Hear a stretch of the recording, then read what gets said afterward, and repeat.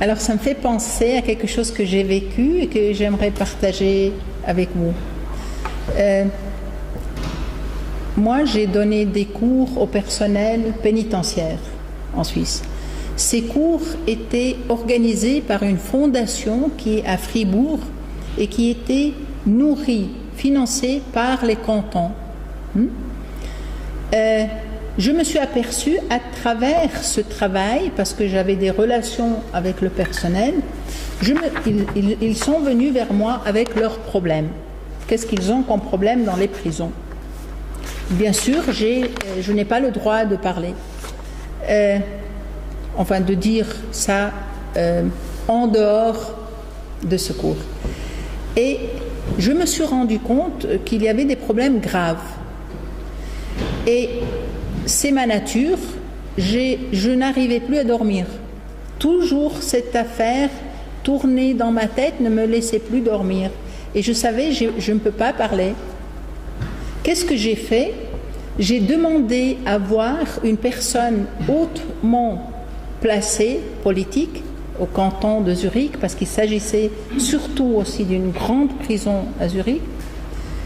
Elle m'a reçue, Parti socialiste, et elle m'a reçue, j'ai expliqué quelle sorte de problème nous avons, et pas seulement à Zurich, mais j'ai pris Zurich comme exemple, des problèmes d'ailleurs générés par des imams, puisque ce sont eux qui sont les aumôniers, et qui amènent par exemple une littérature salafiste aux détenus.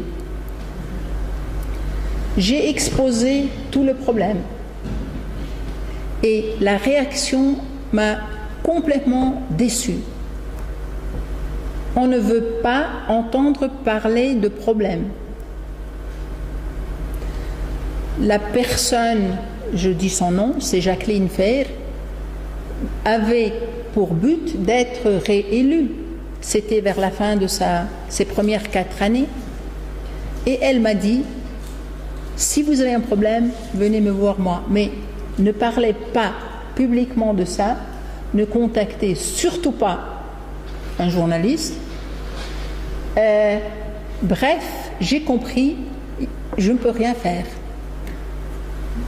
Alors, qu'est-ce que j'ai fait? J'ai contacté un journaliste et il a écrit un article. C'est dans le Tagesanzeiger, vous pouvez le lire. Le titre, si mes souvenirs sont bons, Salafistische Literatur in den Gefängnissen, quelque chose comme ça. Ça a fait une bombe. J'ai été réappelée par Madame Fer et elle a dit que ça n'allait pas du tout. Et moi, j'ai dit, nous vivons dans un pays démocratique. Moi, je sais des choses et que je ne peux pas garder pour moi. Et j'aimerais que le public le sache, qu'on a des problèmes dans les prisons dus aux imams qui amènent la pire littérature salafiste aux détenus musulmans dans les prisons. Et comme vous savez, les musulmans forment une grande partie des détenus, en tout cas chez les hommes dans les prisons. Quelques jours plus tard, je reçois une lettre officielle signée par 3 personnes politiques très haut placées, tous du Parti socialiste. Nous avons décidé que le canton de Zurich ne finance plus cette fondation qui vous emploie à donner ces cours. Et ce n'était pas seulement moi, j'avais aussi un collègue, Beat Stauffer, un journaliste de renom, un spécialiste du Maghreb. Lui non plus, il n'avait plus le droit de donner des cours. Et ils ont dit qu'ils allaient tout réorganiser. Bon, ça aussi, j'ai donné au journaliste, il a écrit, tout le monde le sait. Et juste pour vous dire, pourquoi je dis ça?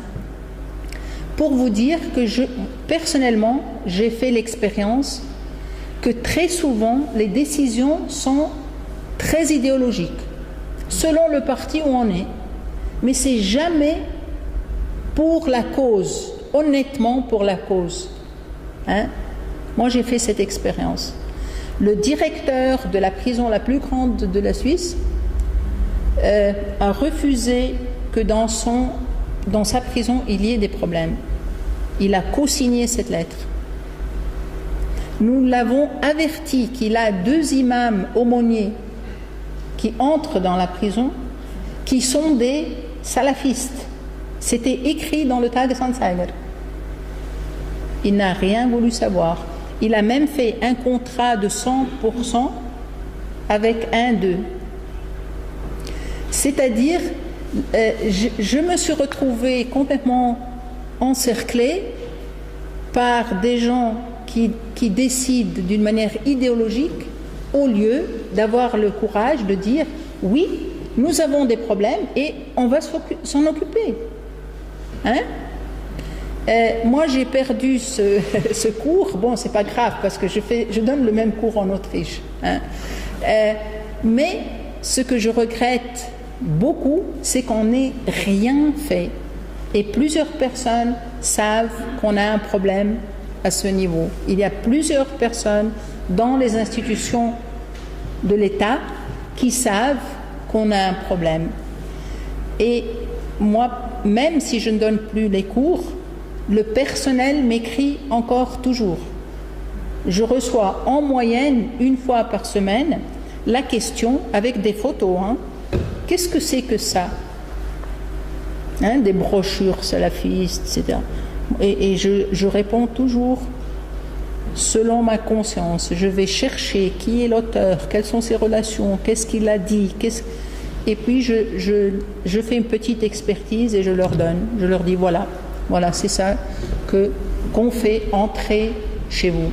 Et si il y a aussi un effort de par les imams et les associations de mosquées qui les envoient, hein, de vouloir avoir un pied dans les institutions, comme les hôpitaux, les prisons, l'enseignement de la religion à l'école publique, etc. Ce sont tous les mêmes personnes qui font ça. Hein. Alors là, il faudrait être beaucoup plus critique.